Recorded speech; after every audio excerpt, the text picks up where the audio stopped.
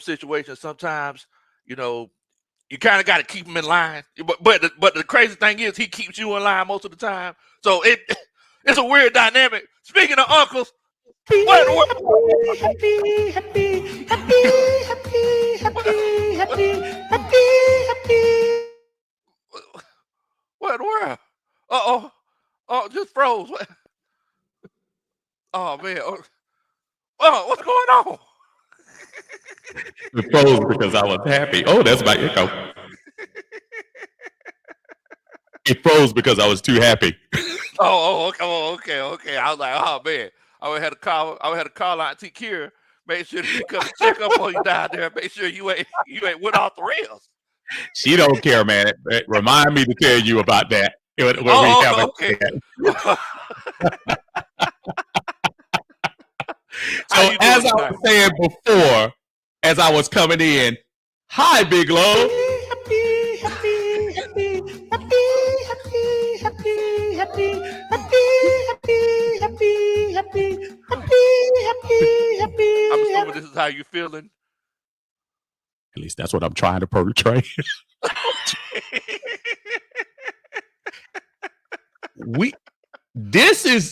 This week, and again, thank you so much for allowing me to come in with you. This week has been about as bad as a 4-12 ending, old school Falcons 3-13 season. The atmosphere from Falcon fans has just been, the venom is no joke. It's crazy. It's got Aunt Kira turning on me. No. Golly. Let me tell you real quick. So we're having a conversation. I'm assuming she's my wife. So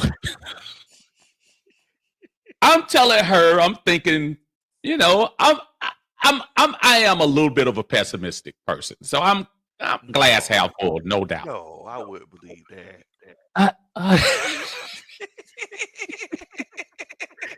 So I'm telling her, I'm like, well, you know, he made a mistake, and you know, coaches make mistakes in NFL. So no, he owes us. He owes us an explanation. He owes us an apology. I don't want to hear it. And I told her, I said, baby, listen to the press conference. He tried. No, that wasn't a full so being the communicator that she is, that's not what it's supposed to be. He's supposed to apologize better than that. The fans deserve that. The fans, bruh. I was like saying to myself, oh, who's the Falcon fan in here? Because he was going off. Here's the horrible thing about it. It made sense. It made sense. It made sense. I mean, there's no lies told. Nah, I couldn't even put up a good argument. I couldn't do it. So I don't know, brother. I don't know, man. Man, boy. Well, look, like I said, tonight we're having red and black table talk. Shouts out to 330. He said he's streaming from Ghana. What in the world, Bo? Okay. Good job, bro. Ain't nothing wrong with that, Bo. Hope you enjoy yourself over there. Yeah, man. Have a good time. I got a few people that live over there now. They moved over there a few years back. So shouts out to my homeboy 330, man. Much love to you. 330 is the man. Yes, he is. Yes, he is. Man, if I had his hand, I'd cut mine off. Oh. Don't cut all that. 330 cool, but they're not the digits. So, did you see did you hear the interview on 92.9 The Game where Raheem Morris and Mike Bell? Yeah. Oh, really? yeah. Absolutely, I did. Absolutely. Tell me what you thought about it. And Falcons fans that's listening, feel free to put in the comments what y'all thought about it if y'all heard it. Okay, so here's the deal that I have to preface this with. I'm a lukewarm Mike Bell guy because Mike Bell can be kind of obnoxious at times, and I feel him. But as a longtime season ticket holder, which I know he is because I've seen his face in there plenty of times, and he supports the team. I just feel like Raheem might have had that moment where he said, okay, y'all, Tuesday, Monday, and I know I keep blipping off. I don't know. My internet is horrible. But he might have just got to the point where he was like, you know what? I've had enough. And I'm tired of y'all. And Mike kept pushing the timeout narrative. And then the one time when he came in and he said, see, Mike, you don't listen like you never do, or something like that, and prefacing like you never listen. And I say, ooh, oh, okay. That might have been the button right there. Now, if I was Mike, I would have pressed back. But I understand you got to play radio. You got to play, that type of guy. But if Mike Bell or Tribble actually I like Tribble. If you want to push, then you got to get ready for a grown man to reply. So I think that's what happened. I'm not mad at either one for either response. I think Raheem was like, okay, if y'all gonna keep pushing it like this, y'all hit that place. But I think it wasn't as bad as people say. I think they'll be okay. But I think Mike has to play radio for a little bit. Mike has to play big time fan. So I it was a moment, but it wasn't all that to me. But it was a moment. Well, I mean, it's like, in a way, it shouts out to Mike Bill. Oh yeah, big shouts out. In a way, it's like it kind of put Mike in a tough situation, because it's like Mike is asking a question and addressing what every Atlanta Falcon fan wanted to know. Like, everybody wanted to know, why didn't you call the timeout?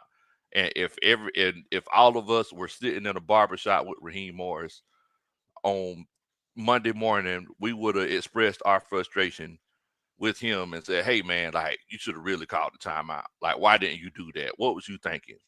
Like, so it's like, I understand Coach Raheem got upset about it, but you get paid millions of dollars to do what a lot of people do in the community for free. True, but I also say this. Ask me that question Monday or Tuesday, because I get it. It's hot. The national pundits are on you. The local pundits are on you. You have no excuse. I give him a lot of credit. A lot of people's like, oh, he's throwing Michael Penix under the bus. He threw this under the bus. I don't think he threw him under the bus as much as people say. Even if they did, he came back Tuesday during the press conference, the one that nobody was there. And I think he did an excellent job of saying exactly what he was thinking. And he took time to apologize to the fans. I don't know what else you want the man to do. It was a horrible decision. Nobody's debating that. Yeah. All I'm saying is, I don't know what people, and that was the question I was asking Kira. So what do you want him to do? We always talk about this masculine world that we live in, where we're like, you can't show any weakness, you can't show any like somebody's gonna run you over and things like that. So what did everybody want him to do? Cry? What did they want him to do? Pout about a decision that he made as a grown man, head coach of the team? That's the part that I don't understand. Mike caught him on Thursday, and I think when you catch him on Thursday, I think you might catch something. I mean, he's already on to Carolina, man. Yeah. In a lot of ways. So I don't know. And that's and I'm pretty sure all of us have seen the on to Cincinnati press conference that Bill Belichick did. and it's like, I mean, sometimes it's one of those situations where you have to kind of, be like that. You have to be that person that's like, hey, it's on to Cincinnati, or it's on to Carolina. I think the issue that everyone's having is that if you're going to have a certain type of energy, you got to keep it all the time. Like, you can't be a ha ha key kind of thing. and then it's like, I mean, whenever you make a bad decision, and I mean, even whether or not it's Thursday, because look, back in when did we hire Raheem in February? Yeah, February. Yeah, right before the Super Bowl. Right before the Super Bowl. Right before the Super I'm Bowl. pretty sure. Yeah, Look, I think it's right before the Super Bowl. Raheem Morris, he's that person who changed up right after he got hired and how he is now. If you would ask him that same question in February, whether or not it was Monday, Tuesday, Wednesday, Thursday, Friday, it don't matter what day of the week it was. If you would ask him that question back then, he'd be like, man, Mike, I tell you what, you should ask. Like, I was going into Alexander O'Neal. I need some and I think about. No, okay, I'm sorry, my bad. You could. I had to stop myself. I had to stop because I want to get into it too. But the thing is that if you would ask him that same question in February, he would have been like, Mike, look at here, man. You know how to ask the same question over and over in different ways. Like, he would have made a joke about it. But yeah, absolutely. But now it's like, you get comfortable and, things aren't going the way that you want them to go. Things changed a little bit. And we got a couple Superman chats in here. We got a straight true statement. Says what up, Big Low? How's everybody doing this evening? Now, brother man. I didn't know if you had anything queued up for us. Brother, I allow you to do Superman and then I'll DJ. You tell me how you. Right. That sounds like a plan. So Dre, thank you so much. That's that dun da da. That's a Superman chat. What you got for him?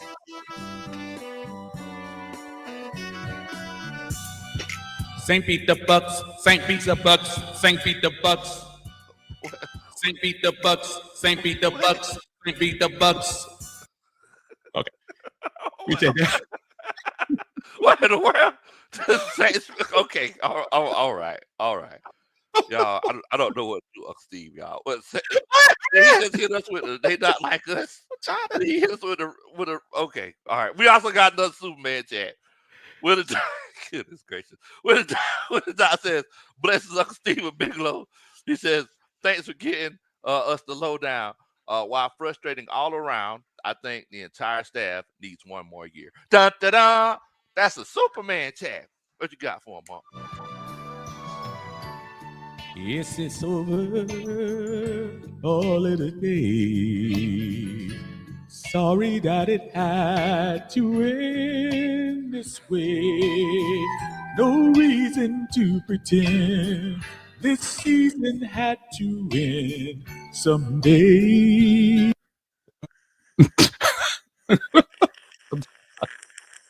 I'll try, man. What you want me? Hey, man, you everybody be on, man. You knew what this is going to be. Wow. You just changed the whole repertoire. I told you. You went from up here, then you had to slow it down. And hey, man. Oh, we got more. Look here, man. If y'all want to hear remixes like this all the time, make sure you go to Uncle Steve's Lounge. Thank you so much. Content. One of the most. I got them in here today too, so I appreciate everyone joining us on Uncle Steve's Lounge. We are on the big time. We it's like PBS meets Fox, so we on Fox tonight. Yeah. Well, look, man. We always have a good time. Always, my friend. Always. Willie Doc, he mentioned, he said, look, it's one of them situations where he feels like the entire staff needs one more year. Yeah, I think that's the case. The whole staff? I think that's the case. Well, here's the thing. You said something earlier, and I wanted to rebut it, but I want you to get it all out. You're absolutely right. And I warned people at the beginning of the year. I'm not trying to be prophet, but I told people Raheem is a, energetic, win the press conference type guy. He's at the beginning. When there's no football here, Raheem is the best coach from the Super Bowl to the first kickoff. He is. He says all the right things. He says all the things that everybody wants to hear. When the when they start tightening it up, that's when you see the real coach in him. Now, he was also a different coach when we were 6-3. He wasn't cocky, but he was kind of like, we got this. We got this. And then when the Kirk Cousins debacle happened, you started seeing some of the layers of Raheem come off. And now I think what you're seeing is a little bit of desperation. He's like, well, wait a minute. What do I do now? And this was the danger of hiring somebody like Raheem Morris. I still think you give him another year. Both Falcon fans, stop. Let's stop fronting, because prior to this year, when is the last time we won 8 games? My son was in middle school. That's crazy. I mean, we gotta stop acting like we've been here and we are a elite team that's just hitting a down season. Stop it. We are a middling team that's looking to go places. I see the guy at quarterback. I see some of the pieces on offense and defense that are under 25, shoot under 27, and you gotta build towards next year. I mean, look, am I going to turn down the division if Tampa decides to lay down? No, but I like what I see. Finish the season 9-8, and let's see what happens next year. What happens if we get beat? You're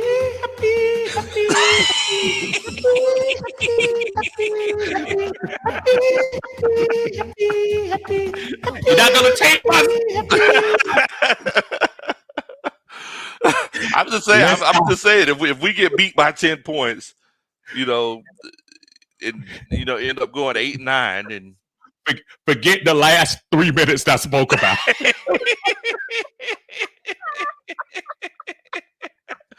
I'm just saying. What?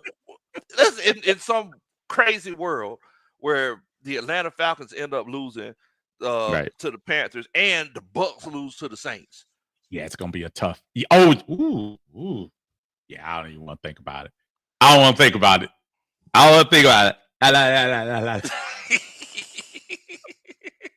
Yeah, that would be you talk about the nightmares of all nightmares.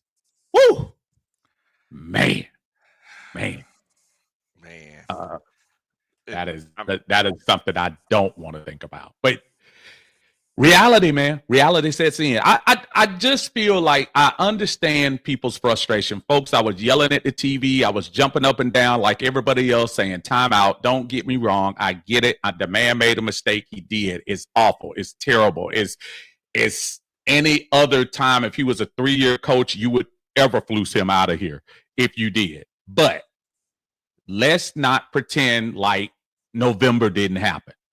Let's not pretend that you and I were in a stadium coming off a win against Dallas, feeling like the top of the world, thinking we were about to run over a 2-17, and all of a sudden people forgot how to play.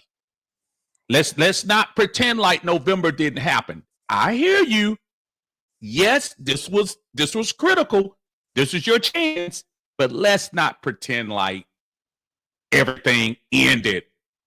Everything started. The problem started from the moment he didn't call timeout. Come on now. I mean, look, I completely agree with you. We also got another Superman chat. Hey, there we go. Furball says, I feel like we should fire Raheem Morris and keep Zach Robinson and Jimmy Lake. Thoughts? Because a coach should be in the NFL. They shouldn't be in the NFL if they can't take timeouts. Dun, dun, dun. That's a Superman chat. I don't care what they say, cause the Falcons going crazy. We got $1 million, baby. They would take it, cause the super chat is crazy. Kirk Cousins going down south. See, that was old. Kirk. While they're running back the truck, yeah. I don't care what. See, y'all be missing, man. I know I got some gray hairs on here, man, but I like that Tommy Richmond, man. That's my favorite song this year. One of my favorite songs this year. I like it. Oh, man. Yuri says, give Uncle Steve the Grammy already. Thank you. You're And I'd like to thank the Academy. But so what Furball's saying, I mean, he's saying that he feels like and thank you, Furball, for the support for the Big Low's channel and going forward. But I'll say this, Furball, there is zero chance that Jimmy Lake and Zach Robinson would stay if Raheem left. Those are first-time coaches that got first-time in the NFL, first-time assistant coaches. They aren't gonna just stay here and let Raheem rot if he were to leave. No way, zero way. I think Raheem Morris is going to stay another year. Yeah, but yeah. I feel like in a perfect world for me, I feel like you would move on from Jimmy Lake and keep Zach I was going to say Zach Morris. I got Saved by the Bell on the mind, but keep Zach Robinson. Saved by the Bell. The reason I say that is because if you look at this first year Zach Robinson had with this offense, and you look at Kyle Shanahan's first year, I feel like this year is actually better than Kyle Shanahan's first year that he had with the Falcons with Matt Ryan as the quarterback. So, I mean, this is his first year calling plays. I feel like it's one of those cases where he has the potential to be a really, really good play caller in the NFL. I mean, the thing about offense is that if you call a play and it doesn't work, of course it's going to look bad. That's just what it is. So moving forward, I feel like he's going to get better. He's going to, get his players and everybody a little bit more acclimated. They'll know how to do everything more, and you'll have a chance to legitimately have a top 5 offense. Because are we top 10 now, or? I think I saw 13. Did I see 13 overall? Well, we did fall off the cliff. Yeah, we fell way off. we fell way. Our rushing yards are good. Yes. Right? We fell way off as far as that's concerned.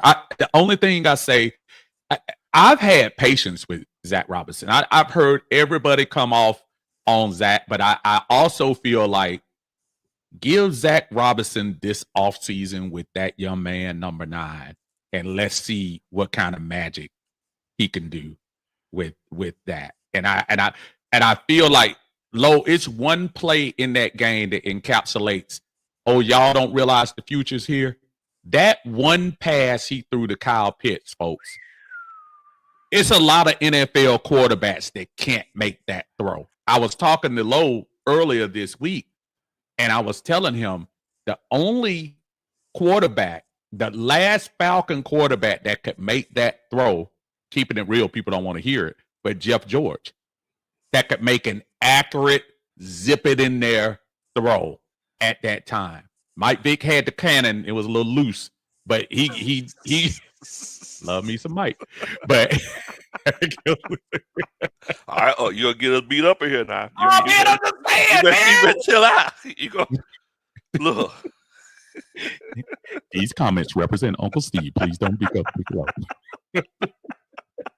Don't do it. Don't do it. Don't do it. Wait a minute. We got another Superman chat in here. Oh, Chris Rogers. Oh, man, that's a big boy. Chris Rogers says Morris has to be fired. Smith got 3 years because the lack of salary, no quarterback, and a tired offense altogether. Morris got everything you could ask for in an awful division. Dun, da, da. That's a Superman chat. That's $10. That's a long one right there, right? So the Falcons had a chance to pull it through. We didn't call timeout. Now the fans are blue. And oh, what a revelation to see. This Falcon fan say Saints win one for me. One in a million. Case of a lifetime. and we'll root you on. Spencer Rattler, if you give to me a stroke of luck, call you one in a million. You. That was a $10 one, man. I had to go. I'm sorry. Yeah, I'll get kind of teary-eyed, dog. Hey, man, tell me y'all didn't get emotional when y'all heard that. The Falcons fans. God, that was beautiful. Especially people who remember the song. The young kids are like, what is that? They can't hear the Nah, they Google it. Right. Like, damn, Uncle Steve made that sound good.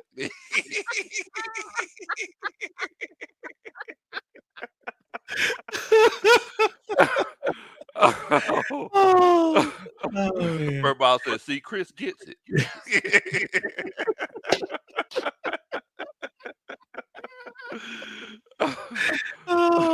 Dre says, Uncle Steve just put the mixtape out already. Oh, man, I did. I gotta build up some clout. There you go. Jalen, Jalen also says, if we can get Ben Johnson, would you fire Raheem? Dun, dun, well, I'm sorry, ha. Dun, dun, dun. That's a Superman check. Super chat with. Super chat with. See, y'all don't. Super chat. Boy. Y'all don't. What? Super chat with. Watch this. Boy, y'all, nobody does a JG laugh like Uncle Steve.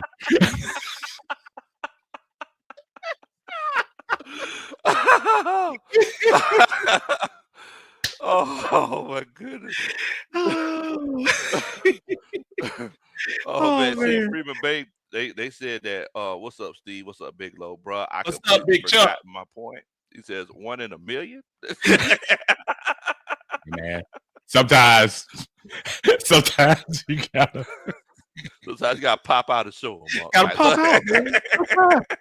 Every now and then, gotta pop out. Oh man, then we got another Superman chat in here. I think everybody just want to hear Uncle Steve's songs. No, man. Says, experts said the Falcons were a 9-win team. Fans put a Super Bowl or bust standard on the Falcons. This was not a bad year. Dun, da, da. That's a Superman chat. Let's see what I got left. Well, is he that love me now? Cause Uncle Steve will help you out by reading your super chat world.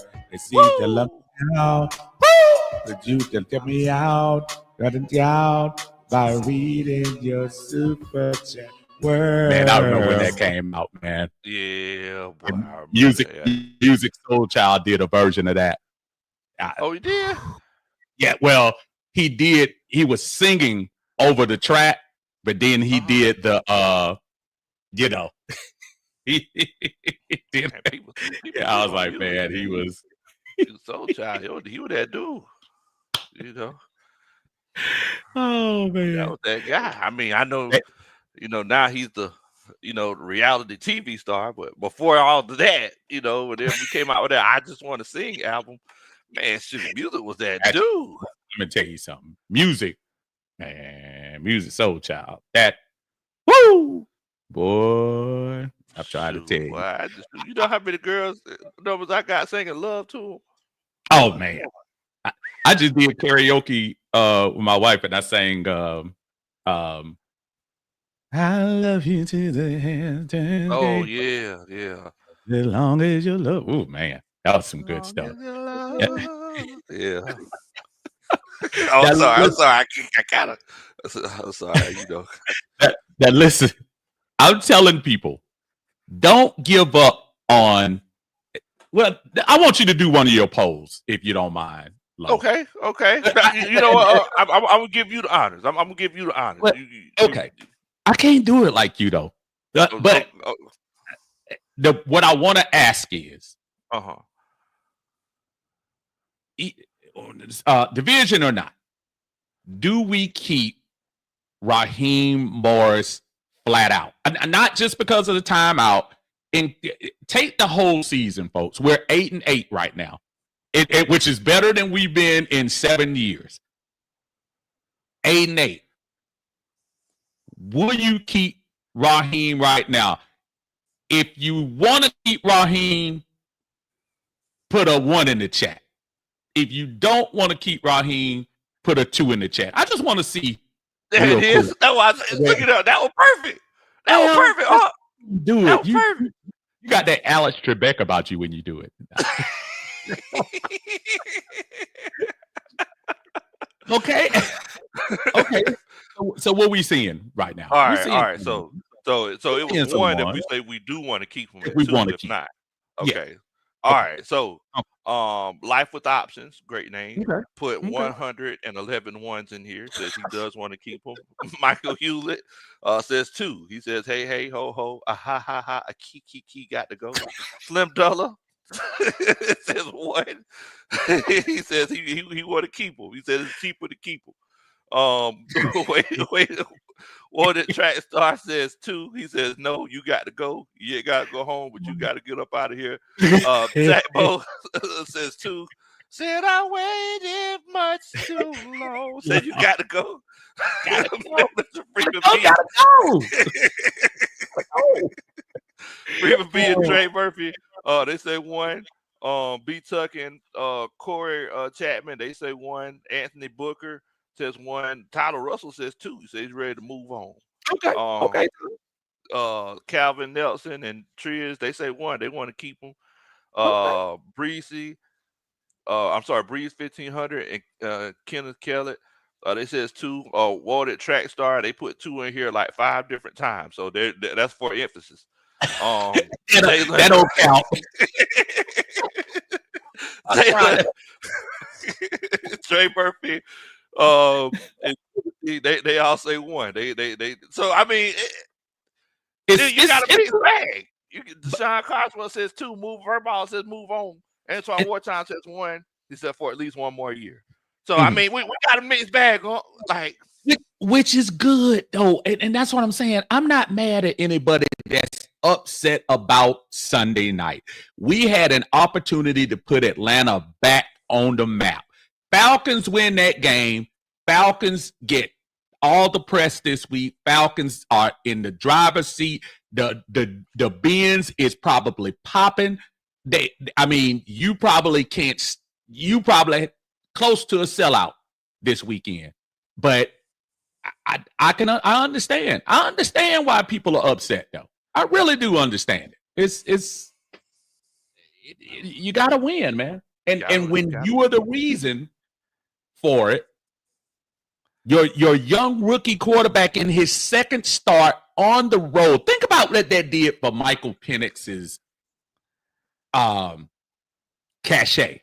Michael Penix was about to lead his team on the road, hostile environment, on national TV, prime time, and beat a team that arguably a lot of people think is better than us. I actually think it's a lot of Jalen Daniels, but that's another story. Yes. But he had an opportunity to do that. And when you think about what that did for Michael Penix Jr., I like the fact that a lot of people gave Jaden his due, but gave Michael Penix his flowers too. Second game started, folks.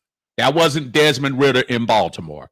That was an elite performance for a rookie.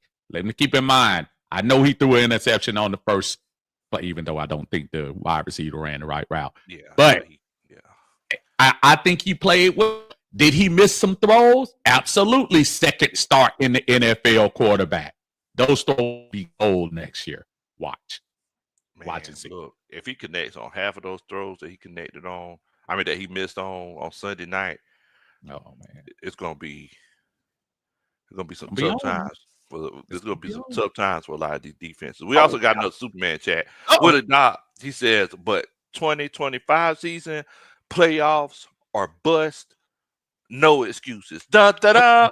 That's a Superman chat. See, we got some repeats in here. Uh-oh. That didn't even happen. So let's try this one. Everybody say, Saints beat the Bucks. Saints beat the Bucks. Saints beat the Bucks. Saints beat the Bucks. Saints beat the Bucks. Saints beat the Bucks. And for the record, the Saints have already said Olave's not playing. Derek Carr's not playing. Here's the thing, and I want everybody to hear me very clearly on this because I don't ever want to mix moods here. Man, what an awful, horrible, horrific thing at Bourbon Street.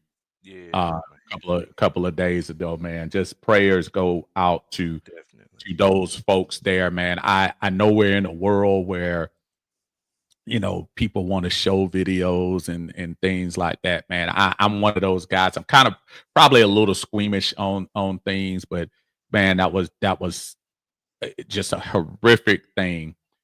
And I heard the coach for the Saints, and I'm not saying from the Falcons standpoint, whatever, but I am saying the Saints, I don't think are gonna come out there and play like a lay down type thing. I think that's something that they're probably gonna look at and kind of look at it as a, you know what, y'all, this last go round, we're gonna do this for the city. And I just it's just one of those things that I really do feel like people will kind of go there as far as the city is concerned. And I know it's kind of whatever, but that's what sports does, man.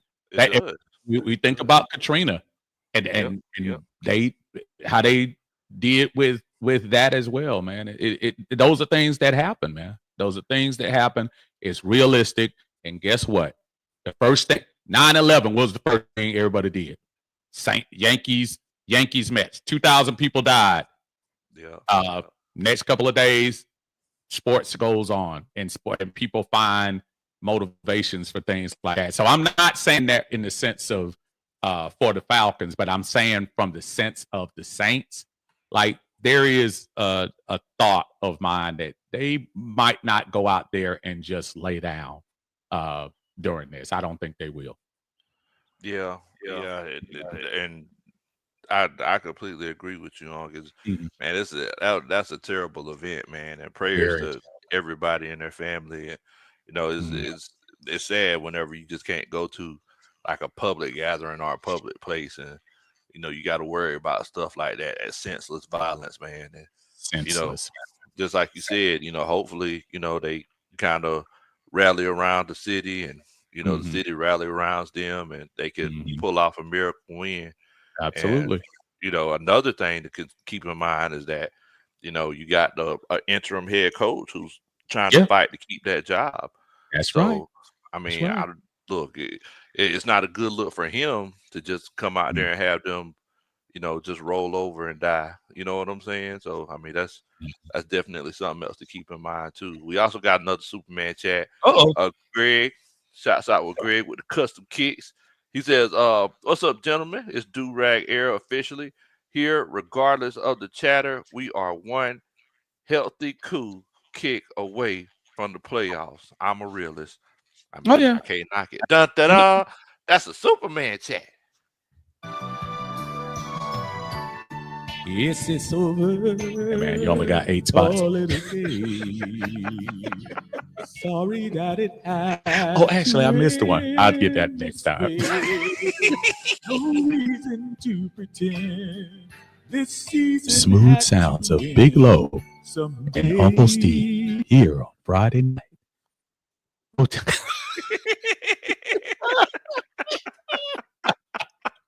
Oh man. Well, yeah, I mean, shoot. Look, it's one of those situations where I'm not counting anything out until all the clocks are triple zero. Absolutely not. Absolutely not. I mean, one thing we know about Baker over the years, Baker's been known to lose games. that he's supposed to win. Baker's also known to give you a couple. And I'm gonna tell you this: I like the Saints defense better than I like Carolina's defense, and that's really the side of the ball I think you need to worry about when you start, when you start talking about how they're gonna match up. Look, Spencer Rattler, I'm sorry, I hear everybody about that, but you'll know by the first half what's gonna go down in that game. You'll know. We'll all know. Hopefully we're taking care of our business here. Hopefully, man. Look, it's gonna be weird in the bins whenever. Well, I ain't gonna say whenever, but if like they're up by 17 points on the Saints, and I guess everybody's gonna look around and say all of their goodbyes to. Yeah, man. It's gonna be a done deal. Then I hope it doesn't. I hope there's enough closeness in there where you can kind of stay in. But listen, realistically, man, it's hard, man. It's hard. We also got a couple more Superman chats. Okay. Dre, true statement. He says, see, the one thing no one is considering is that if Riley makes the kick, Raheem plan works and we win. I get the frustration, but I also get Raheem's why. That's a Superman chat. I'm just going to stay on it because guess what? You know what we need to happen? What? Saint beat the Bucks. Saint beat the Bucks. Saint beat the Bucks. Saint beat the Bucks. Saint beat the Bucks. Saint beat the Bucks. I don't even care if they win. I just want to hear that song. We got another Superman chat. First of all, he says, my issue is why does Raheem smile at the press conference? Hey, man, can't even smile. Or he doesn't look upset or pissed off, especially right after a tough loss. Just curious. That's a Superman chat. I'll address that one. Well, is he that love me now? Because Uncle Steve will help you out by reading your super chat world. Is he that love me now? Could you me out? Got it out by reading your super chat world. Let me address this one. I'm sorry. Go ahead. See, here's where there is an element, and I'm not calling anybody out. There was a lot of people that wanted Bill Belichick here. There is a lot of people. Let me tell you something. At the very beginning, I wanted Bill Belichick too because it was a proven record, whatever. I think it's very interesting how I've heard this venom, and it's more than I messed up with a timeout venom. I've seen an extra amount of venom that is a little disturbing to me because I do feel like, look, Raheem deserves every arrow he got Monday and Tuesday. And if we don't win the division and even go 9-8, he'll still deserve a couple of arrows because you didn't win. But man, there's something in the air low that's rearing its ugly head that just kind of got me, probably has me a little bit more pro Raheem than anything else because some of the personal shots are kind of interesting. Little interesting. If that man smiled at it, look, hold on. We just got a year away from Arthur Smith where people were criticizing him for looking like he didn't care or acting like he didn't care. So now all of a sudden we gonna dog the man out for smiling. Can't win for maybe he smiled, maybe because he ain't worried about us. I don't know. I mean, I'm sure, but kind of interesting. Just interesting. I'm gonna leave it right there. Yeah, fill in the blank too, and most of y'all. But it's just very interesting to me. I ain't trying to say Raheem is Nick Saban or Bill Belichick or Bill Parcells or anything like that, but it's very interesting to hear some of the energy pointed at our boy. Bill Belichick made mistakes too. There's a reason why he's not in New England anymore. That's the reason why he's not in New England anymore. If you would have had the coach who won the most Super Bowls in NFL history, you're not just gonna let him go. He had to make a plethora of mistakes. Just saying. And that's why I obviously don't want to it's just really interesting. Daryl Brown says, I don't care nothing about the attitude. I just want to see some results. Let me tell you something, Daryl. I'm 100%. Brother, if you come in here and you can have the most unlikable attitude in the world, but if you go 13-4, this city will absolutely wrap itself around you. Man, we rocking. We rocking. You know, just saying. I mean, that's what it is. I remember 2016. I remember that. That's all. I remember you leaving. You going to Publix, and whenever you check out, the cashier saying "rise up" as you took your groceries to leave. I remember that. So I mean, all you gotta do is win. Sean McVay smiles a lot. What's the deal? Top O smiles a lot. I mean, I'm just trying to understand that one. That's a little interesting. That's all. Look, at the end of the day, it's one of those situations where, I mean, it's kind of like, you know, whenever, and I don't know, you know, if you, I'm not gonna say. All I'm saying is that whenever I've done something to irritate Coach Roney, it don't matter what I do. It's like I'm gonna be aggravated. Like I could be sitting in the corner breathing with my face turned towards the corner. It should be like, why you breathing so loud? Like, oh my goodness, you just get on my nerves. I mean, it's the same situation. It's like, you know, I mean, I feel like because we've lost the way that we've lost, and Raheem Morris has made the decisions that he's made or failed to make. I mean, we a lot of people are annoyed. Right. I wanted to. There are a couple of things I see in your thing, or a couple of people. PK, shout out PK for commenting. He said a coach has to take responsibility. What responsibility did he not take? Had you listened to any? And I'm asking. I'm not saying it like a smart aleck. Did you listen to anything he said on Monday and Tuesday? I'm not trying to tell you. Like I said, I think there's a part of the fan base that wants him to grovel, cry, and just lay out and say, you know, or open his chest and say, you know, shoot me, Atlanta, or something like that. Folks, the man made a mistake, and we lost the game. He did, and in some cases, it's just interesting to me. I was just as mad and still upset about the play, but that doesn't encapsulate the whole thing. Clay Melton, I see you right below the one with Dre, and it is interesting, Dre. It is.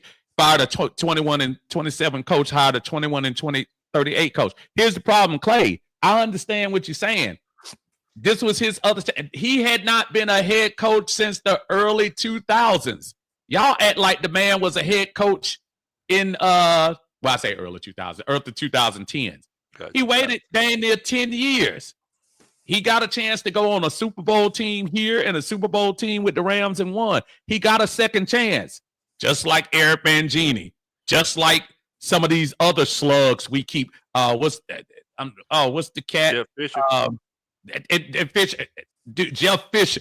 People that keep getting recycled, and we don't say anything about that. Yep. I'm not here trying to defend the wrong of Raheem's choice on Sunday night. I'm trying to act like, why are we acting like Raheem is Marion Campbell, for those of you who remember him, or some horrific coach that's winning 4 games a year? And don't act like Atlanta Falcons have the best roster in the NFL, because we don't. But I mean, everybody looks at their team like they look at their children.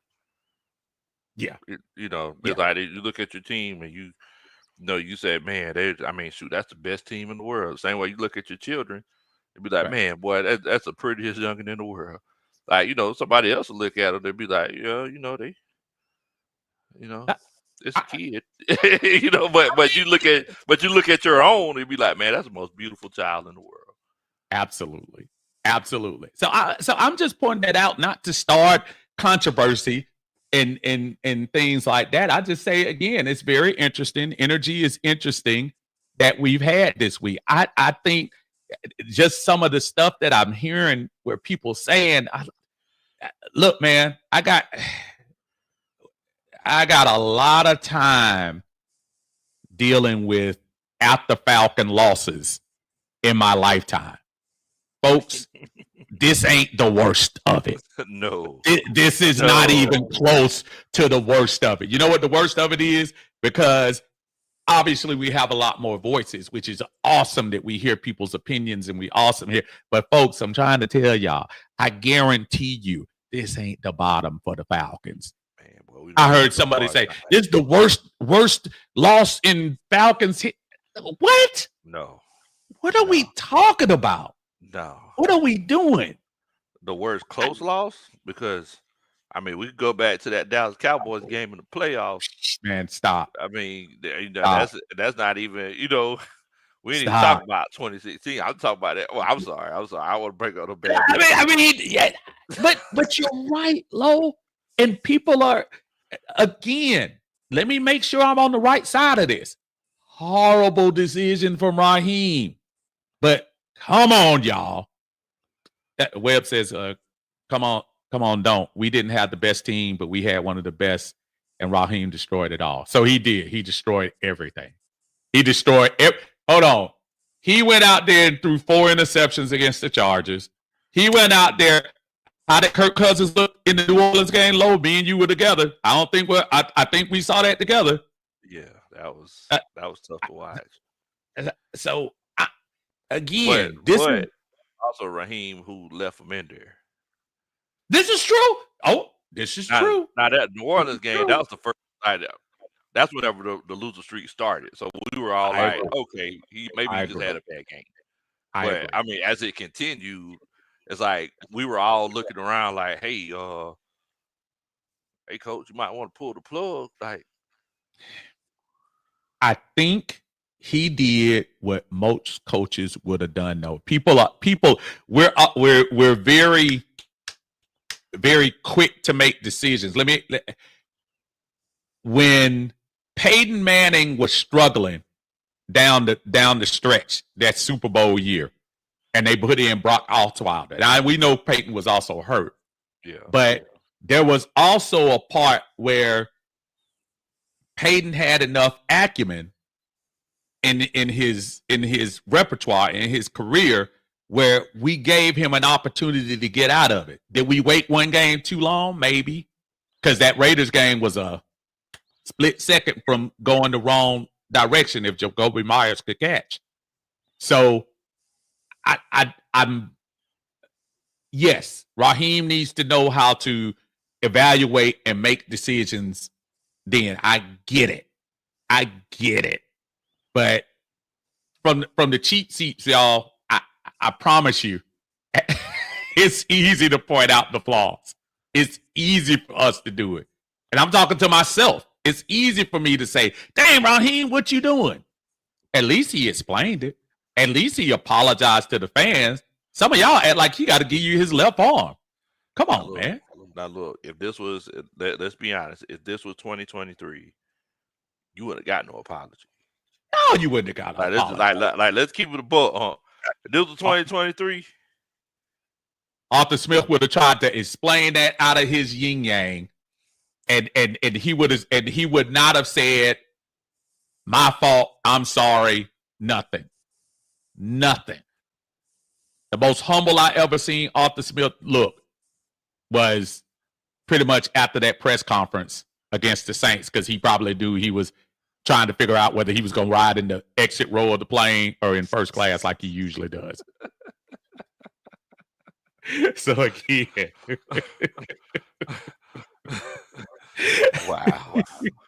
wow. The whole plane is first class.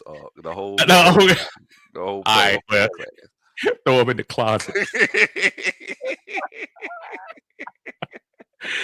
Oh man! But I mean, so,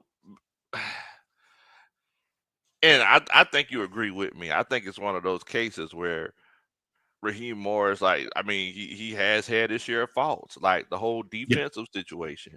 He didn't make any adjustments until the bye week, and then the bye week came. Now magically, we're leading the league in sacks, and it's a Christmas miracle. So, Right.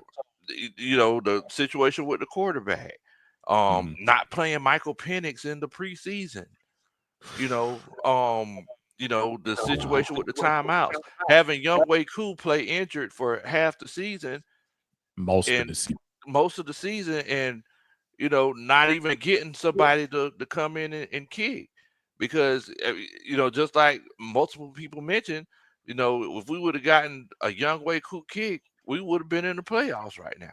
So I mean, there's a few things here that like Raheem Morris could have done, and we also got a couple Superman chats. okay. Rusty Moore's in here. He says, still believe that McKay has too much input in operations. That pressure there. I'm sorry, wait a minute. Okay, it said that pressure there where Terry was MIA was very telling. McKay needs to go so our GM can be a GM. Da da da. That's a Superman chat.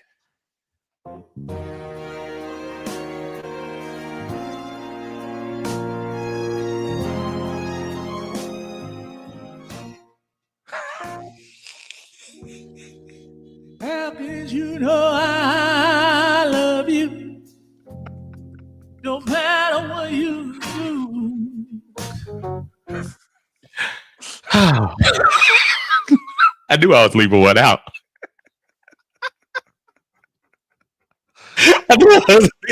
Oh my goodness. Okay, I'm sorry. We got goodness gracious. We got a Superman chat. Bodie Best in here. He says, I paid to hear Unc sing Big Low, Fries is done. Look, what dang, go, Bodie. Then he got it. That's a Superman chat. I'm sorry, what you say? I was just telling Bodie I appreciate it. And just for that, here on Casey Kasem Stop 40. So the Falcons had a chance to pull it through. We didn't call timeout. Now the fans are blue. Everybody, turn on your lights. And oh, what a revelation to see. I want to see all the lights out there in the chat. This Falcon fan say Saints win one for me. Oh, Kind of pitchy, but we'll deal with it. Kind of pitchy.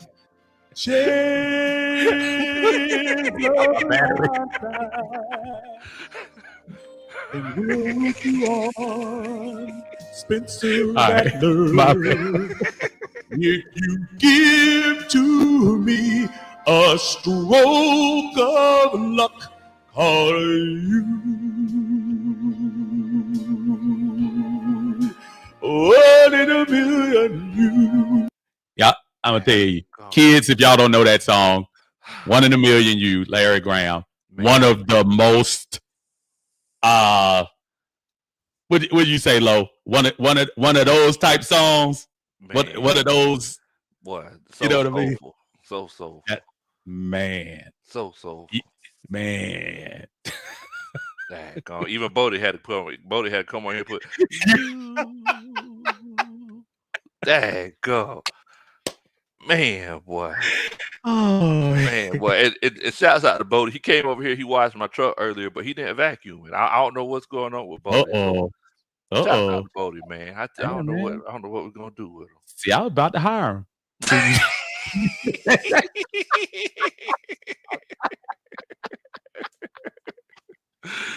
Oh man. Oh man, see, you know what I was gonna do. So I'm finna tell you business. I'm finna tell you business. You know, but I wasn't gonna let everybody know what sent you like in your truck. I ain't gonna do that to you. I ain't gonna do that to you.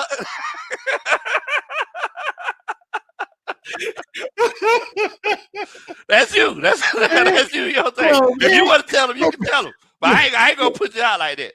I'm gonna leave y'all alone, man. Y'all leave my baby powder out of it. I like baby powder. Jason, that's all you. That's all you cut around. I'm trying to tell you. I'm trying to tell you, man. That was a talent show song. Yes. Like if you are a young Thundercat, may I use that, please? Do I have permission? Of course. One of them one young Thundercat, and you in the room, you might not be the best looking dude in the world, like myself, maybe. I'm not that cute. But you go in there and throw one of them, oh, love you is me. Man, them girls are like, oh. That's that song that your uncle sung to your auntie at their anniversary. Oh, absolutely. Ooh, yeah. That was one of them, bro. That was one of them, man.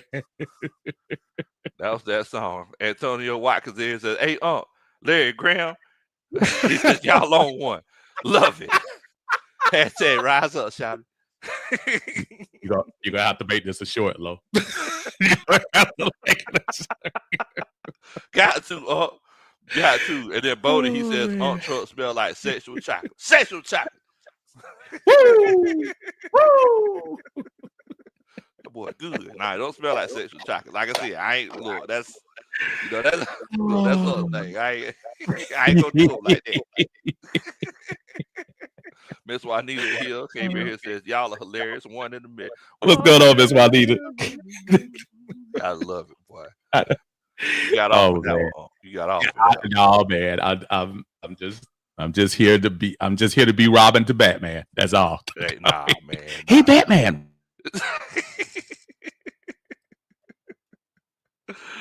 Oh man, because you know, I think my favorite Superman chat that you did was the John Legend, and I feel like the reason why my favorite one is because I know that Miss Kira, she loves her job. Man, I'm in trouble if John Legend come in the room and say Kira. I'm probably done. I could probably just go on downstairs. Yeah, I could just pack it up. and we saw him earlier this year, earlier last year. John Legend and I'm gonna tell you, John Legend is awesome in concert. Man. Dude is all that. That's why I got Coach Ron last week. I got her the vinyl Get Lifted album. Nice. Yeah. Oh, nice. Good job, man. Yes, sir. I learned from the best. I learned. Bro. Oh no. Learned from Uncle Steve. We got another Superman chat in here where Fiji says, "What happens? Love to share the lows and highs and the lows and lows with great fans like you. Rise up." Shout out. That's a Superman chat. You already know it. Get right back to you. I don't care what Get back to say, the current day. Cause the market's going crazy. The Uncle Steve would take what the kids it. Cause the super chat is crazy. Going downtown, yeah. While the running backs are trucking, yeah. I don't care what. Yeah.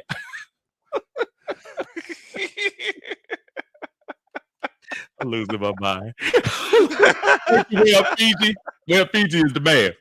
Shouts out to you, Will Fiji, and we also got a super sticker in here. I think people just love to hear you sing super sticker. Happy.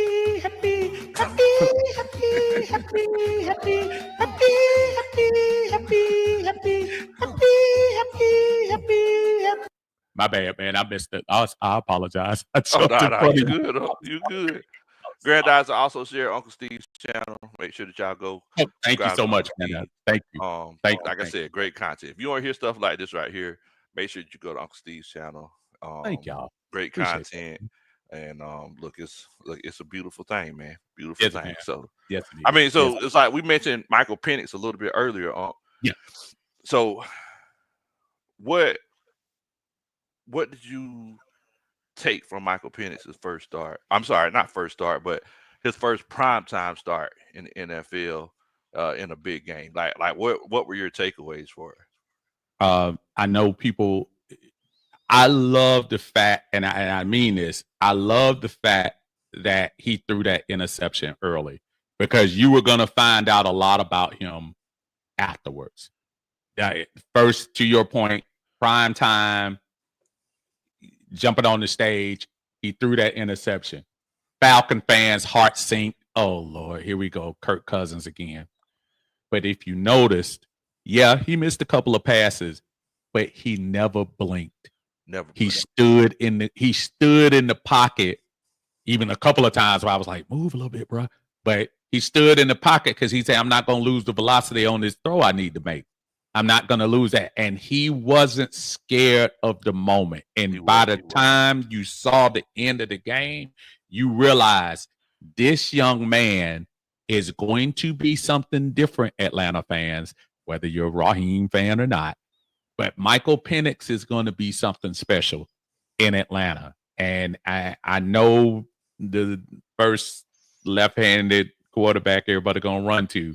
But I'm trying to tell y'all, this cat right here, this cat can throw the ball. And I think he got a little bit of this right here now. Yes. No disrespect to number 7. Number 7 came in here and was just wheeling it and running. I think this cat right here is a smart young man, and I think smart from the rip.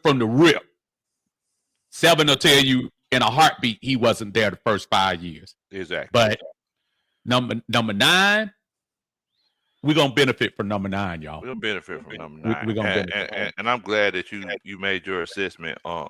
So what we try to do whenever we see a player kind of go above and beyond, they got this term these young Thundercats use called stand on business. And we have this what's called the Stand on Business Award. So for Michael Penix, he deserves the Stand on Business Award. If you don't know who this is, it's T.I. I know who it is. Yeah, he whenever he got into it with his dad, he kept telling his dad, everybody know I stand on business. Everybody know I stand. So with that being said, shouts out to Michael Penix. Even though we didn't win the game, the Stand on Business Award goes to Michael Penix. Shouts out to you. I have some comments, but I don't think they're ready for air. But I'm going. If you got, if you right there, then you might want to put it in your pocket.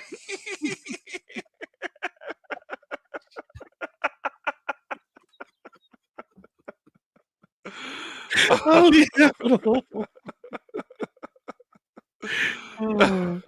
I know I stand on business. Yeah, so shouts out to Michael Penix for winning the Stand on Business Award.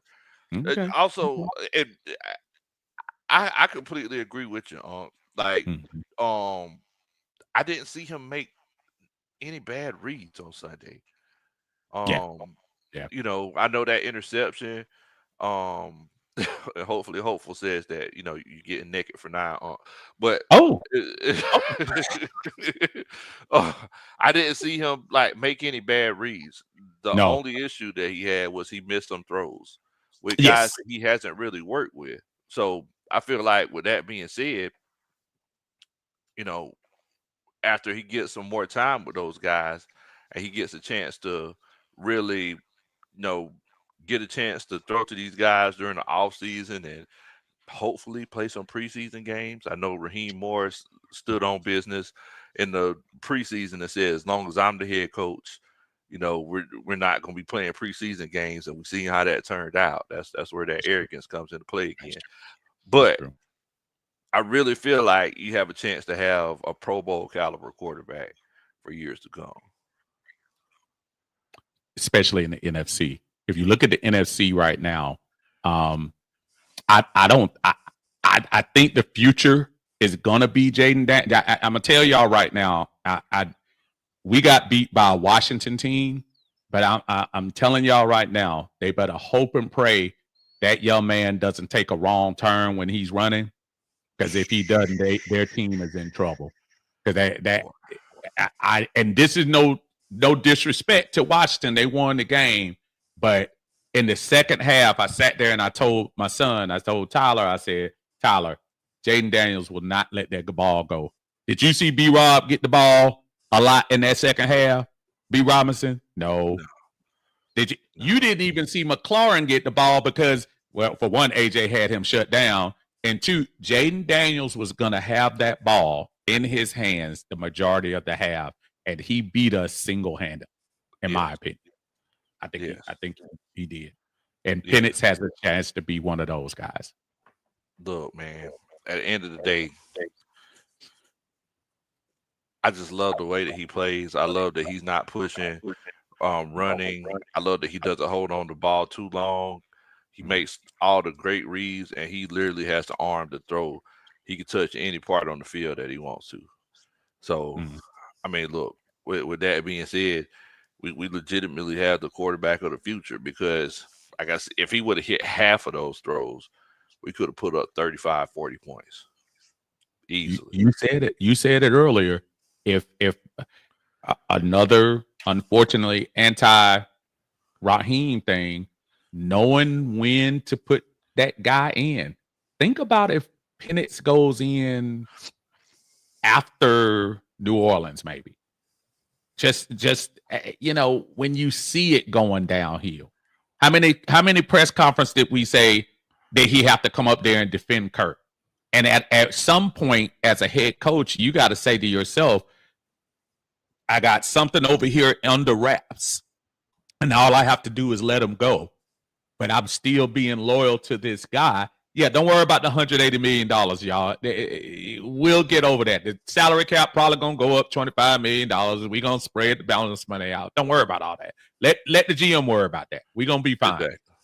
But you had an opportunity to make that move earlier. That's a move I would criticize Raheem for, probably even more than the timeout. I mean, look, that's what I keep bringing up. I mean, all of these things that happen before the timeout are the things that really kind of irk me. It's like, yeah, you're gonna make a mistake, especially in crunch time like that. Like, yes, those are going to happen. But whenever you make completely conscientious mistakes that last over the course of weeks, that's when you have your issues. Yeah, like with the whole issue with the defense playing that soft zone and just letting teams just run up and down the field on us. That's where I have the issue. And then all of a sudden, you magically know how to play defense. You magically know how to call defensive plays. It wasn't the fact that we magically know how to play defense now. You were stubborn and you wanted to win your way. Like, let's just focus on winning first before we could do it in the way that you want to do it. Like, let's just try to win first, and then you could focus on doing it your way. You'll see that just winning, in the words of Al Davis, just win, baby, is the most important thing. Sans the Minnesota game after the bye, the defense has really showed up. They even showed up last week against Washington. Don't act like, dude. A lot of NFL teams hadn't stopped Jaden Daniels this year, so let's not act like these guys haven't been. I mean, they've been a whole different squad since the bye. Like I said, aside of Minnesota, and Minnesota eats up everybody, y'all. Yes, they really do. Now, Joe 01 says Red reports Fontenot could be in trouble. I think they should give him one more year. While Cousins' contract is a disaster, Penix looks like a franchise quarterback. Mm-hmm. So look, we're gonna. I mean, in true, coaching staff fashion, we're gonna put up another poll. Gonna ask the coaching staff what they think. Do y'all feel like we should keep Raheem Morris? If you feel like we should, put a 3 in the chat. 3. If you feel like it's one of them situations where we should move on from him and go ahead and see if we can get somebody else. Put a 4 in the chat. I just want to know what y'all thinking. Just want to know what y'all thinking. You finna say something? No. Oh, okay, my bad. We also got another Superman chat in here. Greg says, didn't know our better half knew each other low. Says y'all gotta come and taste my famous steak. And we shoot some pool on my Falcons themed pool table, brother. Look, you ain't said nothing but a word, Bo. You already know it. Dun, da, da. That's a Superman chat. Yes, sir. Well, is he that love me now? Cause Uncle Steve will help you out by reading Yeah, your 16 super channels. chat world. Is he that love me now? Woo! Could you just get me out? Got it out by reading your super chat world.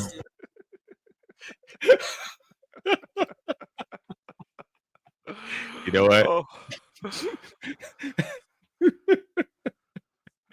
Oh man. boy, Greg, boy. appreciate you. Shout out, brother. Shouts out Greg, man, with the custom kicks, man. Greg, look at here, Bo. Oh, Y'all I got hit Greg up.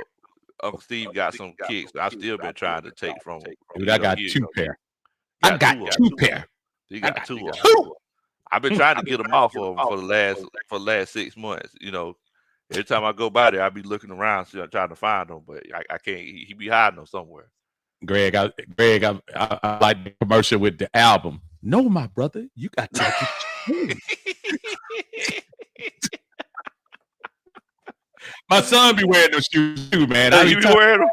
I turned around at the game the other day. I mean, which game? The Dallas game, I think it was. And I turned around and we went to the game, and I was like, "Hey, what you doing?" Wow.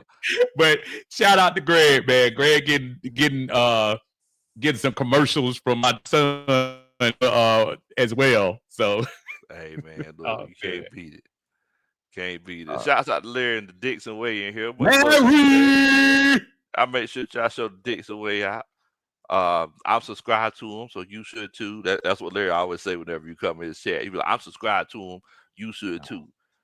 Shouts out to Larry. They do. It doesn't matter whatever Georgia themed sport it is, whether it's Falcons, Braves, Hawks, badminton, table tennis, disc golf, pool, water polo. Yes, I don't care what it is. Larry's gonna cover it if it has anything to do with the state of Georgia. Shouts out to Larry, man. Hardest working man on YouTube. What in the world, bro? Let me tell you, if y'all don't do anything, go to the Dixon Way, pull up the Atlanta Falcons on that last drive. Oh boy. And Larry losing his freaking mind when Raheem doesn't call a timeout. Boy, that is some of the fun. I'm telling you, I do stuff for morbid reasons, man. But he shot the booty, and I'm not even gonna do it. But Larry was like,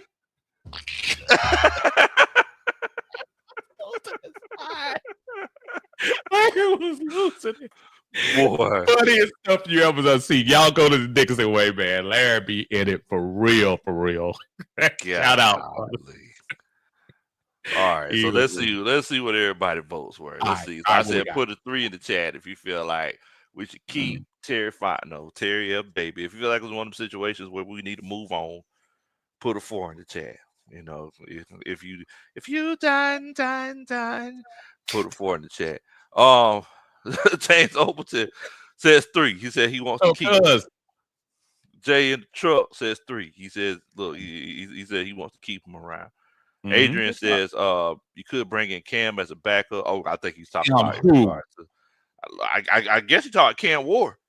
It must be Cam Ward. I know he's talking about Cam Ward. Because that's the only Cam I know. Unless somebody got a little cousin or something. Named Cam that played quarterback. Cam. Okay. Man, shoot. Well, Fiji says he's getting naked if the Saints beat the Bucks. Okay. Don't do it in public. Don't do it. Don't do it. Trey says 3. You mean Terry F. Baby? Please say the baby. Fine, no, beloved. Hello. Okay. All right. Dixon Way.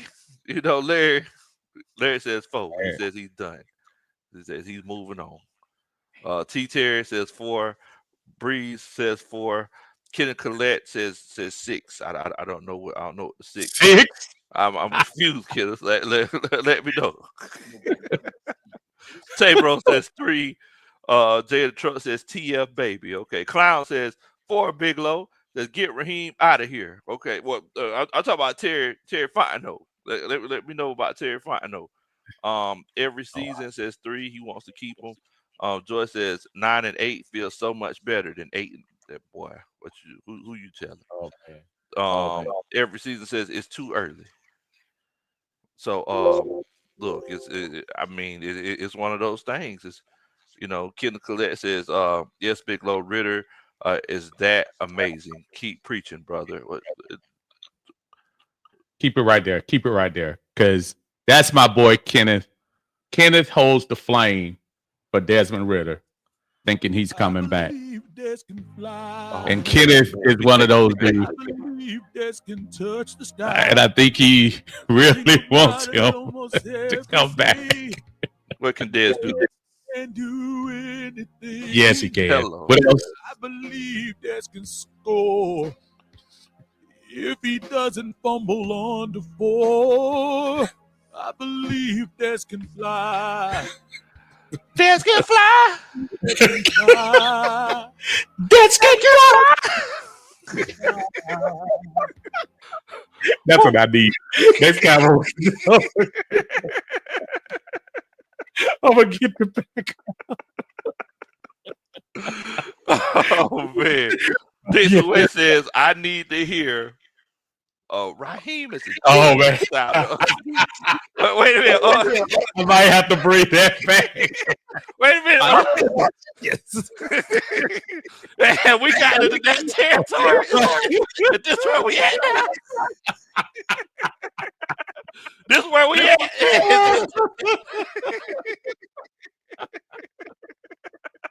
Man, Look, if I understand you ain't recorded it, but can you at least give it to him? Okay? Raheem is a genius. I'm sorry. It might not be as good live, but I swear I'll do it next time. Oh man, Slim, Timothy, they said they would keep Raheem. Keep Terry Fontenot. Kalen Davis says he moving on from him. Rounds 1 says he's going to keep him. Trey True Statement said it gotta be Cam Ward. It better be Cam. It can't be nobody else. Also, Greg with another Superman chat in here. Greg says these new fans that don't remember the Redman, the Redmen I'm thinking about. The Redmen are here to air something else. They want to fire everybody. I'm shaking my head. Got 3-year test, but Rock can only get 1 year. Right. Hey, I ain't knocking you. Dun, da, da. That's a Superman chat. I ain't knocking you, bro. Here we go. Oh, you took it back. Know that super chat is true. Man, you didn't tell me you didn't like that one, man. Boy, when that cut went, boy, you talking about? You think 80s? But that song, boy, that was Spandau Ballet, boy. They didn't know about that one. They didn't know about that. They didn't know. Goodness. Now, let me ask you this: do you still have the Human Nature joint? Oh, you know what? Hold on. Because the Human Nature joint, that's like one of my favorite songs of all time. I gotta put that one back on here. I pulled up archives. Dang, go boy. You can't beat that Human Nature joint. You already said he wanted. I love Desmond. I'm gonna tell you, that dude gonna be gone for Desmond gonna be gone 5 years. That man gonna be retired. He gonna be retired. We gonna be sitting here. I struck a chord. In 2035, we're gonna be sitting here. I love that. I love that. You said you see people at away games. and they be yelling, "Hey, Uncle Steve!" I was at. You think I'm joking?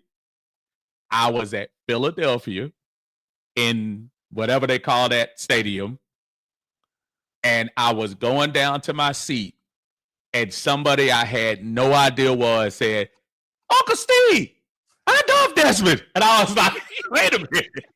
Wait a minute. I think I told you that. Yeah. You told me. You told me. Uncle Steve. Like, the crazy thing is, like, people saying to me, "Hey, Big Low, next time you talk to Unc, tell him I love Desmond." Like, I'm like, what? Y'all don't realize I took so much, dude. People were dogging me for that. Boy, how are you not going to support our quarterback? How are you not going to do it? You just said that you love him. Like, what's the issue? You literally just said that you love the man. I don't know. I told people I love this.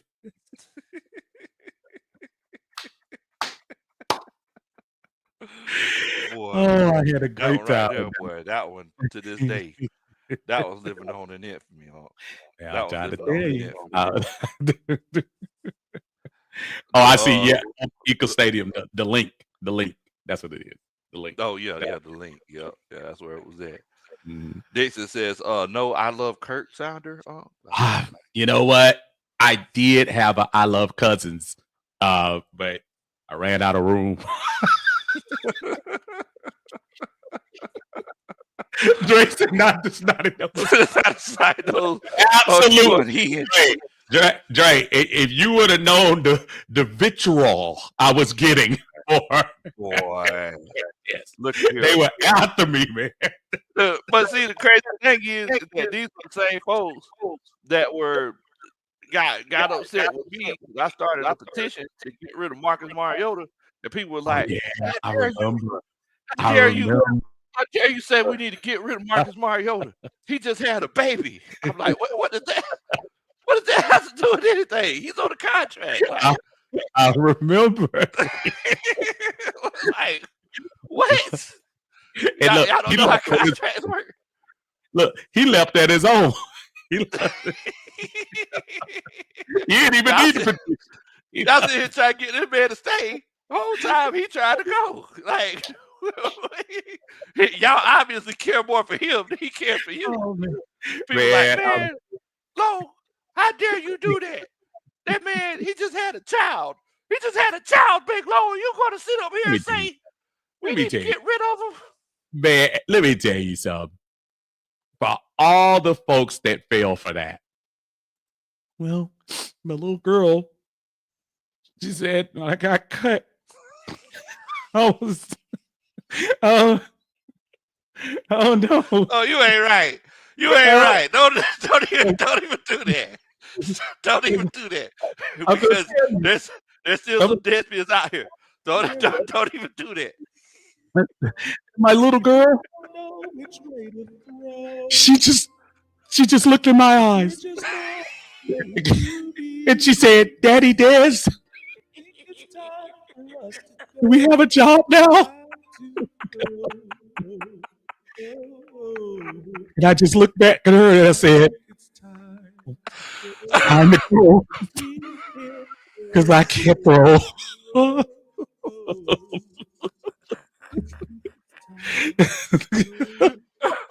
Oh man. Oh man. But see, you gotta say it in a voice. Oh, you can't just you can't just say it in your voice. You gotta say it in a voice. Oh, girl. She was looking at me. And she said, "Daddy, is it Arizona this week? Or is it the Raiders?" And I looked back at her and I said, "I think it's the UFL. I'm going to be there next year." The Rock said he was going to.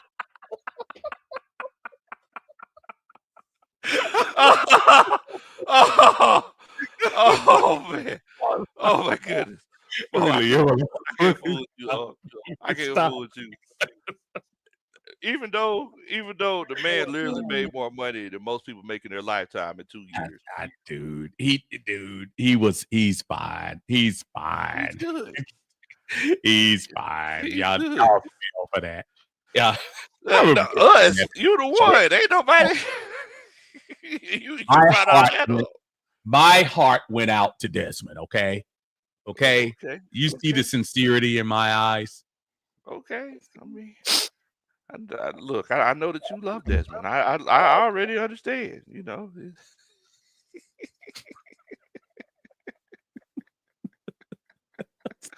I already understand. You love Desmond. But that's the thing that makes me mad, Lo. Don't get me wrong. I'm not trying to defend Raheem, but folks, if y'all sitting here trying to say this time right now was worse than last year and the year before, I'm like, y'all haven't had bad times as a Falcons fan. And I'm sorry, I'm not counting gray beards trying to say how old I am. I'm just saying, but a lot of y'all just don't get it. I love this team. I have seen bad teams. I have definitely seen bad coaches. Yes. And he made a big mistake. Huge mistake. But folks, it ain't the end. It's not the end. I mean, so moving forward, like, do you think it's one of those cases where do you see Raheem improving? Because I feel like the issues that he has are internal. I don't feel like it's a situation where he's not good. He's not a good coach. I feel like he has an issue applying himself. Like that ego and everything comes into play. Like, instead of him being in the war room, I feel like he's at the Claremont Lounge on Tuesday night for karaoke night. I think Raheem is dealing with the same stuff that we had with Dan Quinn. I really feel like we are in a moment right now where we don't get it. It was the first year of Dan Quinn. It was we're playing good ball. We won 5 straight. Let's get happy. We lose 6 straight. Oh, he's the worst coach in the world. I really just ask folks to, on this one, I think we need to be patient before we go Sandman and bring the hook out for Raheem. Because I tell you what, 25, I think what's clear about this year, we're going to know what to do. We're going to know who to get.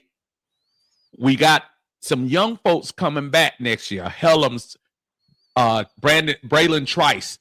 We got some folks, Wandale Moore, who's going to take the top off. Yes. Once he comes off. We got the speedster already. Ray was just a fill-in. Wandale Moore ran a 4.29. Yes. If Penix throws that ball up there like everybody else, like he was doing last week, Wandale going under that one. Yes. And going to get it. So I think I'm just saying, I'm not telling anybody who to like. You do whatever y'all want to do.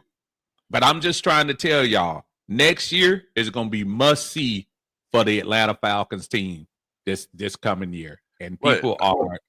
But the thing is, like, is it really a situation where it's like, does it have to keep continuing to be next year? Like, it doesn't. But the difference between coming off of what a potentially 9-8 season and going into a coming from a 7-10 season it's a different story. People, you win, you're over 500.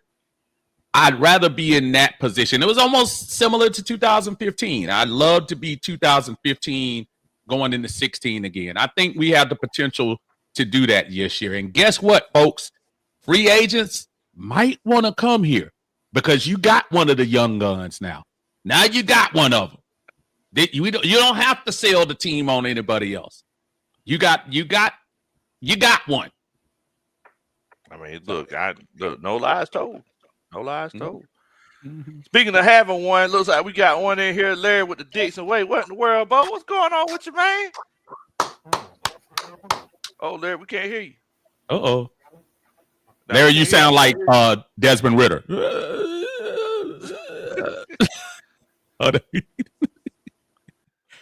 Larry coming in doing his Desmond Ritter imitation. I just want to say where do we have to go? I told her, I said, I was like, Daddy's going to Las Vegas, baby. I got another shot. You know, Cincinnati needs an assistant coach. you were never the same when me and Sauce left. They were. Oh man. Pro P says bring back Jonnu Smith.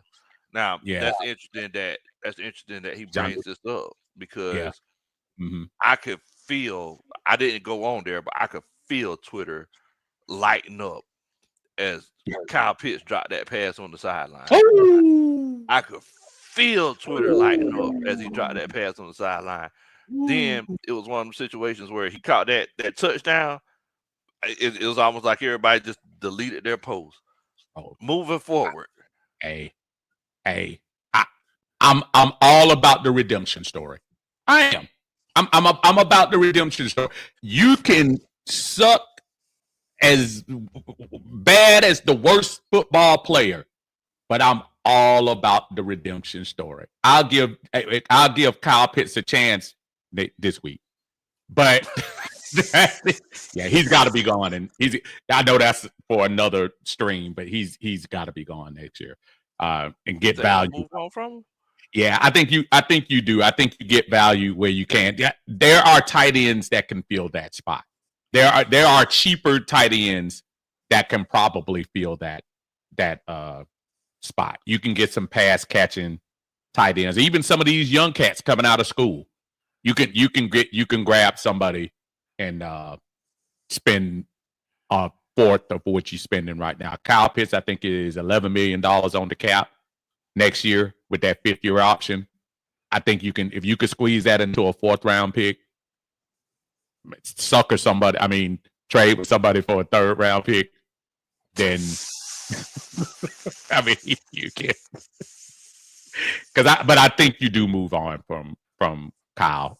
Kyle, as great as that catch was he made, I think it was more to throw, but as great as the catches was he's made, I think it's a little too late for him. That stretch where he really looked uninterested, that bothers me. That bothers me. Look, it's like I think the I just work here comment, I feel like that really that sounds like a 1 foot out the door comment, right? Yeah. Does it not? No lies told. Lies told. Can you go up there to Clown 1940s thing? What's up, Clown? And I saw another comment that you had on there too. Said we need a coach to bring out the dog out of these boys like Dan Campbell.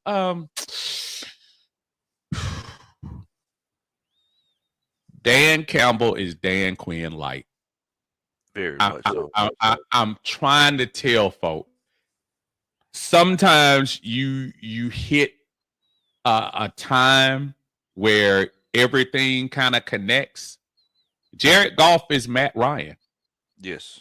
Ahmad St. Brown is Julio Jones right now. The Thunder and Lightning and the Montgomery and Gibbs are Freeman and Coleman right now. I'm trying to tell y'all, they had an opportunity. If you had 6 years in a row where you were the scourge of the NFC and the NFL, you better build some folks on your team and be able to build. And they did. And I think one of the biggest factors that we have to acknowledge is that Ben Johnson is Kyle Shanahan. Exactly. That's one of the biggest factors that you have to acknowledge. Yeah. And Ben's gonna want his. I think this might be the year that Ben breaks out of there. I think he gets out of there this year. It's about 6 jobs opens, right? 6 jobs open. Yeah, I think he's coming to New Orleans. He's coming out this year. He's coming out. Yeah, but they might lose him and Aaron Glenn actually. Very well. Oh, because Aaron Glenn, they talk about giving him a job. Absolutely. They might lose both of their coordinators, especially if they finish the job and get to the Super Bowl. I could see both of them leaving. Look here, Lions Bills. That's what I'm calling it. Lions Bills. Mm. Larry, what's going on, Test Bo? 1 2 testing. There you Sound go. You loud and Hey. clear up in here, Bo. You sound almost clear as Uncle Steve singing that Hey. 1 in a million. Hey. I like that. See, Larry probably could. Larry does have that bass. Huh.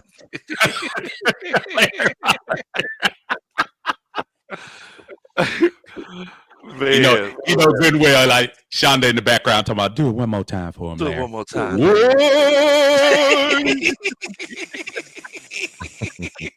One more time, Larry. Do it one more time. I can hear it.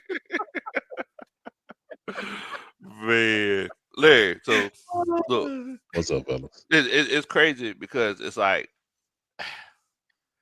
you're on the stream and Uncle Steve is on the stream. And I feel like y'all are kind of polar opposites. Really?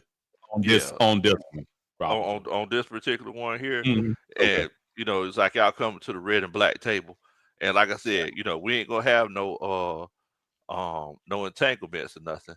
But no. Okay. you're of the mind of moving on from Raheem Morris, right? Yes, I am. Yes. So tell me, like, It pains me to say it though. It hurts. It don't hurt that much. But so tell us your reason, Larry. I look at it like this, guys. I sat there and I want to give Desmond the benefit of the doubt. Hey, let's see what he can do after those 4 games going into the next season. Others like Steve and like Tidy was telling me, this dude trash. Stop wasting time with it. What are we doing? No, let's give him a chance. I'm kind of looking at Raheem just like Ritter, to be honest. There's when I hear a defensive coach first time being in a defensive meeting, like a few weeks ago, you ain't poked your head in there once. The bad business. Now I know he said he wanted to be more of a CEO coach. I understand that. He said that in his presser. That's exactly what he said. That's what he was doing. But when we only had 10 sacks going into the bye week, you might want to put your little head up in there and say something about it.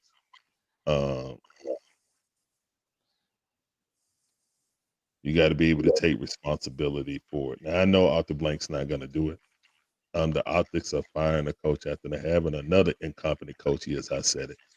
Arthur Smith was an incompetent head coach also, but you put up with him for 3 years. So yeah, I would feel some kind of way if you let Arthur Smith, incompetent self, as a head coach, stay here for 3 years and gave him all these kind of excuses and was just like, if we had better quarterback play. And then Raheem repeated that same mantra coming in here. If we had better quarterback play, I would not have this job. To place all that blame on Desmond, which pretty much the whole fan base did. But it was, to me, it's still warranted. You know what I'm saying? His play was bad, but everybody, we get Kurt, we're quarterback away. I'm sitting here saying we're going to the Super Bowl. I'm thinking improvements throughout this roster was going to happen. The moves that we made in free agency were going to pan out with Matthew Judon and Justin Simmons. After the season, I am going to do a breakdown of Terry Fontenot's draft picks and his free agent pickups. Because, Raheem was in here 1 year. He's not going to get the door. But Terry should not be retained. There's nothing, I don't want to hear that's a duo. If you want to do that, okay, that's fine. But you want to say, well, this is his first year of being an actual GM, which I actually believe that. But yeah, and still, I feel like your fingerprints are all over this team in the draft. I feel like you value offense over defense. We keep beating that head against the wall, hoping that it'll get better by trying to grab this person in free agency. Your picker ain't right. You know what I'm saying? I apologize to Thomas Dimitrov. I apologize. Oh, baby, I do. I apologize. Hey, look here, man. I apologize, Thomas. You wasn't this Well, bad. well, And I mean, one thing though, yeah, go Larry. ahead. One thing is that, and I definitely understand what you're saying in regards to the like the Terry Fontenot thing. But if you look back at history Mhm. with the Atlanta Falcons or with Arthur Blank as the owner, he normally has like a little bit of a pattern. He'll hire a coach and a GM at the same time, and whenever it starts going bad, he'll fire that coach and he'll retain that GM until that next coach acts up, and then he'll fire both of them at the same time and start over. So I'm thinking that it's one of those cases where if somebody getting fired, both of them getting fired.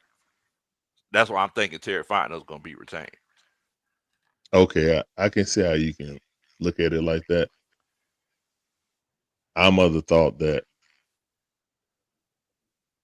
because Terry's not really going to get fired, he's either going to get an extension or he's going to be let go. Yeah. He has no job after Monday. Okay, technically, or whenever the season technically ends, or maybe it's after the Super Bowl, whatever. I would think after, unless we advance, unless the Saints pull a miracle and we win our game, our season is effectively over. So unless they come out on tomorrow and say, "Hey, we're extending Terry Fontenot one more year," the accumulation of what he's done here cannot be avoided. The only thing that really saves him, if Arthur Blank truly believes that Michael Penix is the future, and he got his bell cow, kind of like what Thomas Dimitrov did with Matt Ryan and then Julio Jones. You know what I'm saying? If you have your two stars in Michael Penix Jr. and Bijan Robinson, then I can overlook all that. 'Cause I can start packing this dome again because people are excited about our young talent. I think that's the only thing that saves Terry Fontenot's job. So what you got to say about that, Uncle Steve? Because it's a hypocritical statement to say Terry Fontenot it deserves to leave when I'm looking at the roster and you just said the two young guns that are gonna be the pull for this team. You look at the best free agent. I'm arguably about to say, I know it's only his second year, but Jesse Bates is coming close to that Michael Turner status as far as the best free agent signing in Falcons history. Okay. When and I'm looking at some of the ancillary pieces when you start talking about a Caden Ellis that you brought in here. I know everybody is not in love with Justin Simmons, but I think Justin Simmons has that safety that we haven't had when you can start talking about going through the years of Richie Grant starting and things, and now you have a pretty solid duo. Nobody's trying to say Justin doesn't have to be Buda Baker. He doesn't have to be, but I think he's a great Robin to Jesse's Batman right now in the secondary. And you can argue that 3/4 of that secondary might make up one of the top 5 to 8 secondaries in the league right now when you add AJ in there, who is clearly earning that money this year. Yes. Yes. I understand all of the again, we lost an emotional game this past Sunday. I can't help but to play the what if game with a lot of things we did, a lot of things a lot of the decisions we made. I just can't turn the team around again. And folks are gonna leave if Raheem leaves. Folks are gonna leave. There are players that want to play for Raheem, and guess what? They're gonna follow him to the next job. And I feel like he at least, especially if he finishes the job and goes 9-8, I think you do have to give him a chance. We gave Arthur Smith a chance at 7-10. We gave Dan Quinn a chance at 7-9. So I'm just not ready to pull the plug that quick. Great points, but him and Terry Fontenot is not going anywhere. As long as number 9 is there, he's the person that brought him in. Terry's not going anywhere. He will be extended at the end of the year when we go 9-8. Definitely. We also got another brother in here. We got old Bodie 3000. Bodie, what's going on with you, man? Hey, how y'all doing? Man, look at here, guys. If y'all ever need somebody to paint your house, Bodie has got to do it. He just prime eye today. He kind of shade you, Bodie. When you, he was kind of shady you a little bit, bro. I ain't gonna lie to you. Oh man, I went to the Sherman Williams School of Painting, so I try my best. I'm my best.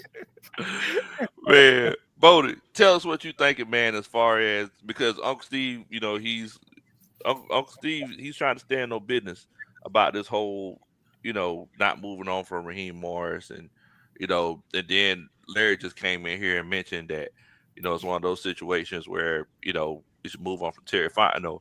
How you feeling about it, man? Like what's your opinion about it? It's like, it's his first year. It's like you do something, you get a job, right? And it's a lot of good in the job. Like you do a lot of good things. You also make a couple bonehead decisions. Yes. I guess you could say the last one was probably the most boneheadish decision. But people they won't fire you immediately. Like they'll just give you time. They're just like, all right, well, you do it this way. You do it that way. You can work it out. And that ain't just I think A1 said it on one of the shows, a show I was on earlier. He said, that ain't how business works in the NFL. Unless you gotta be Nathaniel Hackett bad to get fired. You gotta be, just generationally awful. And I don't know too many coaches, I'm sure that list is small, of coaches who got fired their first season on the job. We had a coach leave the first season on. Yeah, leave in the middle of the night. Yeah, God, he left a note, man. That's terrible. But you gotta. Rod did a lot of good things. He also he deserves a chance to see if he learned from his mistakes. He definitely deserves that. Rod is Rod, and I know people. I done seen shows, people saying, hey, Rod needs to be that stick him in the mud. He needs to. I said it myself. He needs to be more of a, not just a player's coach. He needs to be on both sides. It's just a slippery slope, man. Like Rod is who he is, and they love him for who he is. Y'all saw when he first got hired, everybody was like, on it. Everybody was like, yeah, I'm so glad he got a job. I'm so glad he deserves it. Anybody deserves it. It's Rod, and rightfully so. He did well where he was at, and he learned, he had many years before he became a coach again. I say all that to say, you don't just, he didn't do a generationally bad job to be just kicked and booted out right now. So I say I know everybody listening right now. I know y'all are in pain. I know it sucks. I know it hurts. It hurts me. But just give a man a chance. Just get you one more year. Get a brother shot. Get a brother shot. I love Raheem. Man, Bodie, everybody in the comments, man, they're coming at you for wearing that Lakers Hey, Lakers man, joint, you know, Bodie. Kobe Bryant. We're got gonna me. whoop him tonight. I know. Kobe, yeah, they playing each other tonight. Mhm.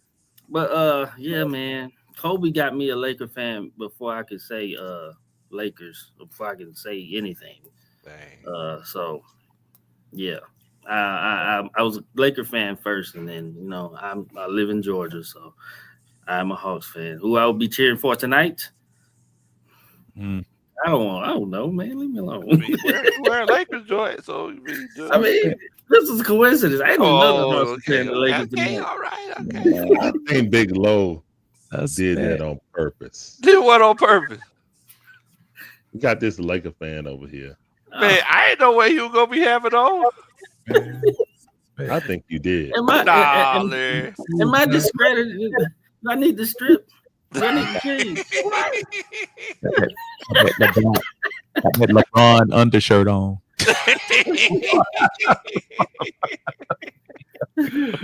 Oh man. I'm sorry. Kobe was my first love. I'm sorry, Hawks All fans. good. I got you. Everybody. That's all. It's all good. I It's all mean, good, man.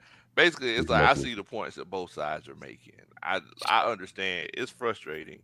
You finally get a chance to get to the playoffs. The team is relatively healthy. You know, we're not suffering from injuries like a lot of the other teams in the NFL, and we blew our shot whenever we haven't had a chance to go to the playoffs in years. So, I understand, Larry. It hurts.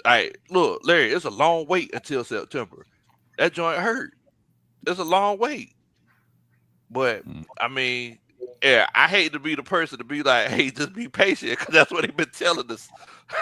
Like, that's what they told us a whole regime ago. I understand that, but I mean, we got to acknowledge that the team did show some improvement this year, right? Absolutely. Now it might have took longer than we wanted it to take, but you know, you live and you learn. At least that's what we can hope. What was the motto for the Falcons this year? Be better than last year. Outrun the No, sun. it was outrun the South. We did. It was We did. outrun the South. We actually did. For half the year. We did. No, not even half the year. We have the best record in the NFC South. And if we win on Sunday, we'll be 5-1. Look, people, we all have our own little agendas. You know, I know some of y'all wanted to be 13-4 and say I told you so. I know some of y'all wanted to act like we were going to be the number 2 seed. So I'd have to live in the moment, man. When we were 6-3, I was sitting here saying like the next person, Kirk Cousins, MVP choice, Bijan Robinson, first team All-Pro, all that. I ride it. I live in the moment. I get it. It hurts. It hurts. But at the same time, why do you fire a guy who is the first time dealing with the whole roster? First year dealing with 53 different personalities on the team. And he goes 9-8 compared to the 7 feudal years where you barely won 7 games. And we are going to say because of a blunder of a timeout, horrible, but a blunder of the timeout, we going to just say screw it and go to the next person. And then when the next person comes, they be like, well, we should have stayed the course and we shouldn't have flipped it over. And we shouldn't I know, and this is the season's not just that. But we'll be in play. It's just not that play, Steve. You but can't boil the whole season down. Larry, It was incompetence the entire season. Even if that's true, Larry, how many games have we won before we got the last one? How many have we won? We beat up on our sorry division. No. Answer. How many literal games have we won, Larry? We won 8 games. How many won in 23? How many games? How many won in 22? How many games? How many won in 21? How many won in 20? How many won in 19? All right. So here's the problem. Again, I'm not trying to tell you don't criticize horrible plays. It was a horrible play. But if you're going to tell me that's going to encapsulate a whole season in everything you built up, I mean, why hire coaches? Because next year, the next guy going to come in and want to install his system and want to do his whole thing. Dude, I hear it. You and I have talked about it ad nauseum. We want this team to win, but you can't just pull the rug on after a possible 9-8 season and say, well, he made 2-3 bonehead mistakes during the year and give up on it. You can, but then don't complain when it takes 2 or 3 years to build back up again. I wouldn't complain if we do it right. We don't ever do it right. And I just don't understand how people, like, again, if he got fired on Monday, I would feel some kind of way because we had to deal with Arthur Smith. Like I said before, he was incompetent. Mm-hmm. What I'm saying is, for not playing any starters at the beginning of preseason, incompetence. For riding with a guy because obviously it seemed like you're the one that chose Kirk Cousins, and you rode with him way too long. I don't even want to go into the minutia of individual plays that didn't happen or just let things go. You know what I'm saying? Like not making a head coach's call. I'm not talking about the fourth quarter when you didn't call a timeout. No, I wouldn't fire him over one game. I do feel like this is a Ritter situation. And I hope that he learns from his mistakes and he improves going into the next season. Because I don't think he's going to be fired.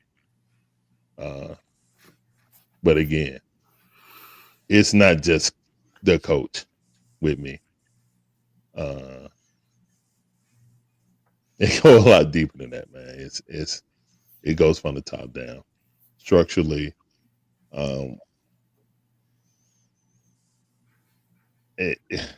it's too long to be even getting into, to be honest. But yeah, Coach Raheem is going. Let me ask you a quick question, Larry. Before you go turn it deep, Dan Campbell basically got an opportunity to build his team. What makes the situation with Dan Campbell different from Raheem as far as giving him a year or two to build his own thing there? He wasn't exactly lighting things up his first year. No, they were horrible his first year. Mm-hmm. Yeah, but if you look at some of the pieces that were there are there now. So I guess I'm saying, what is the difference between giving him an opportunity to put his fingerprint on the franchise as opposed to when you let Dan Campbell do his thing? When you let I can't say LaFleur. LaFleur had a loaded team when he inherited them. I'm trying to think of somebody. Scott McDermott, when he had Buffalo, and he had an opportunity to build those guys. I guess I'm just saying, are we that starved to the point where we just saying, if you don't get to the playoffs, throw them out? I think we asked that question a lot of times at the beginning of the year. Would a winning season still look like a failure to you? Is this season a failure if we go 9-8 this year, coming off of 7 years of less than 500 ball? Is this year a failure? And my answer is no. So that's why I say I think he deserves another shot. I obviously I respect your opinion. It sucks, but I respect your opinion about what you're saying. But I do think at the same time, I think you got to give. I think we just have to give it one more year, and then again, yeah, we got Michael Penix, a year of practice, which hopefully we can see this year at Flowery Branch. Maybe we get a chance to, get it, build it like we need to. I just don't think you pull the rug under him right now. Okay, that's fair. I mean, that's what's going to happen. Yeah. So I mean, there's no even thought of Raheem losing his job. He's not. I'm in a wait and see mode, just like Ritter. That's why I'm putting it at. Okay, so And we all know when you guys, all I'm saying is that there's a lot of vitriol going towards Ritter when it was clear that he was not a future quarterback. Okay. So we'll see. Hopefully that Raheem will take this season. The coordinators, the rookie coordinators that he picked, all rookie coordinators. More. See, I don't want to get into this just going and bashing and stuff like that. Hopefully everything improves. We have the best 4 draft picks Terry ever had. We made the necessary cuts to free up some cap so we can maneuver. This ain't even going to be the same team. And we had one of the easier records. Now, some teams were better than what we thought they were going to be, and some teams weren't. So it kind of balanced itself out.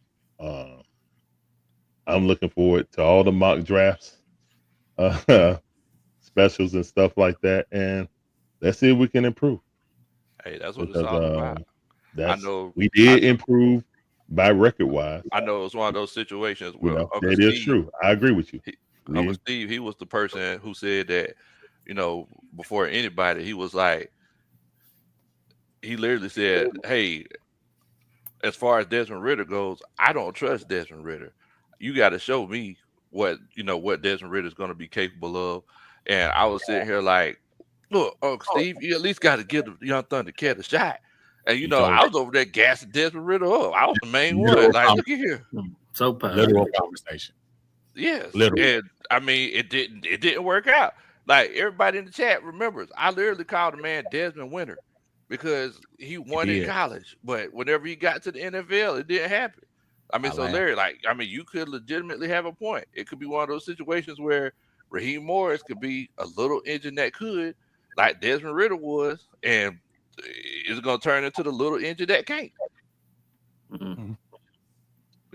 All I'm saying is, if he took more responsibility of the defense, I don't know, guys.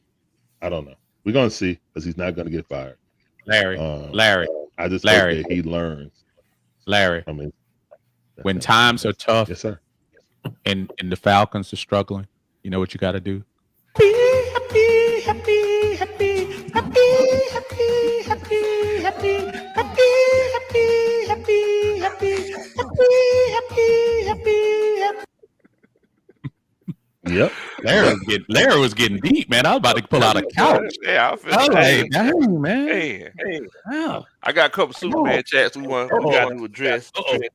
I got Connor. You know what, Bodie? Since you up in here, you're the young Thundercat in here tonight. Bodie read the Superman chat. Yeah, a little bit, man. A little bit. All right. This is from Connor Martella. Excuse me if I'm saying your name wrong. I apologize. I never heard it out loud. The plan for this past draft was to prep for 2025 this year. Was not supposed to be our best. They have a plan in place. That was proposed to Blank in the interview process. Raw and Terry stay. Well Good said. job. I agree. Go ahead. I thought you do the Superman thing, Bodie. Yeah, Come on, man. You gotta. Okay. I wasn't ready. All right. That's Superman chat. There it is. All right. Okay. That's what I'm talking Okay. about. I wasn't ready. I thought that was exclusively you. I appreciate that. Larry, if you could you get the Superman chat for Padre for me? Oh, okay. Hold on. Let's pull that back up. All right. Let me enlarge that. Okay. All right, let's go. Padre says, "What's good, fellas? Bodie, tell Jack that if he don't plug my tire like I paid him, Hey. I'm gonna have to go into the witness protection. Hello, Hello. hang up and listen. Dang. That's a Superman check. Uncle Hey, Steve, could you do us the honor? Talking this and that. Why read your super chat? Uncle Steve will really try to be your best friend. All I wanna do is be your. Hey, man. Hey, man. I was waiting for that note. You hit. Yeah, you see. You noticed that. You noticed that, Bodie, right? You know what I'm saying? Just background singing, but hey, Brother, get out there. Ask Low to hit that note. Without auto tune. I'm gonna be back here like. A lot of auto tune in that.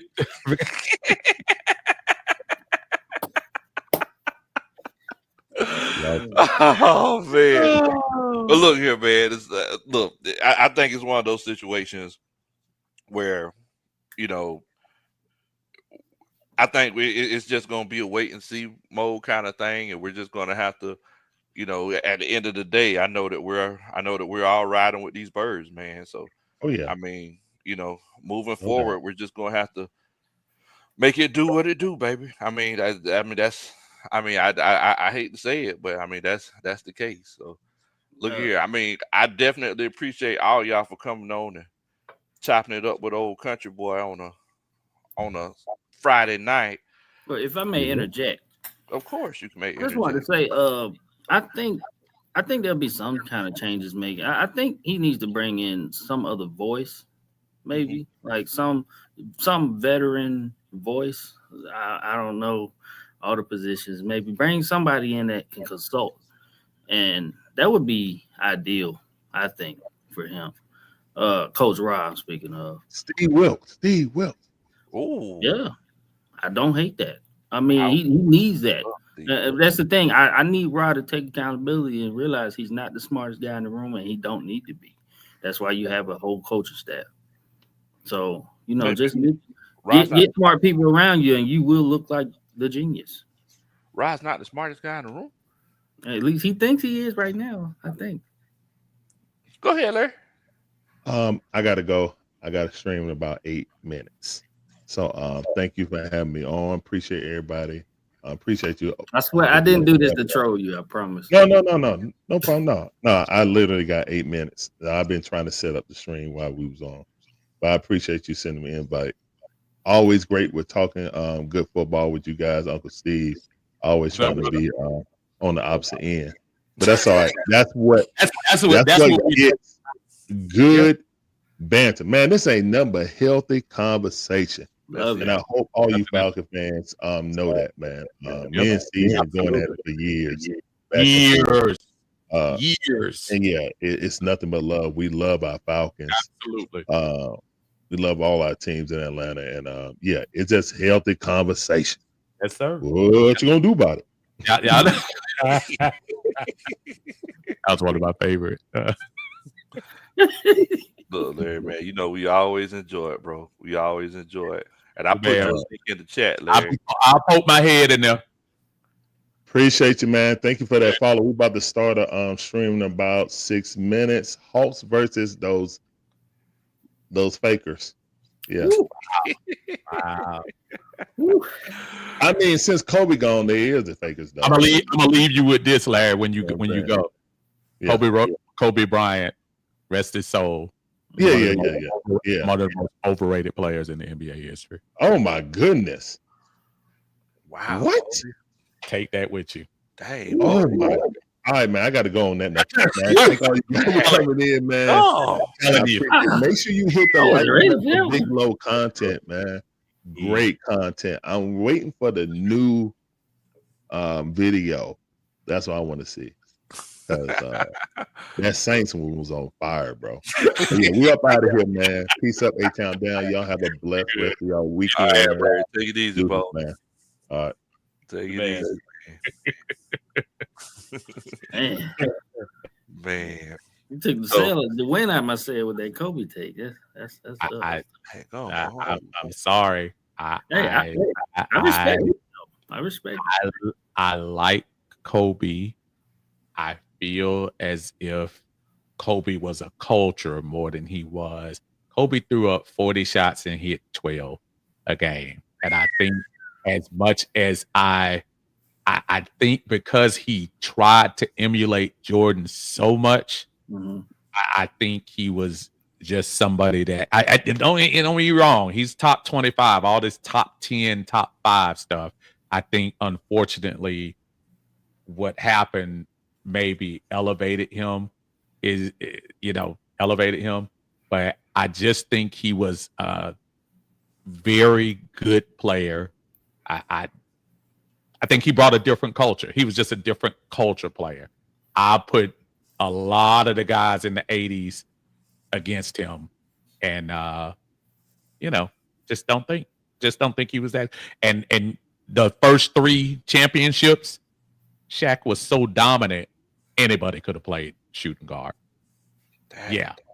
Anybody could have played shooting guard. That's a take right there. Just saying, man. But I think much love for a Hall of Fame player. Yeah. I just think the legend of Kobe is a little exaggerated to me. I respect your opinion. A little bit.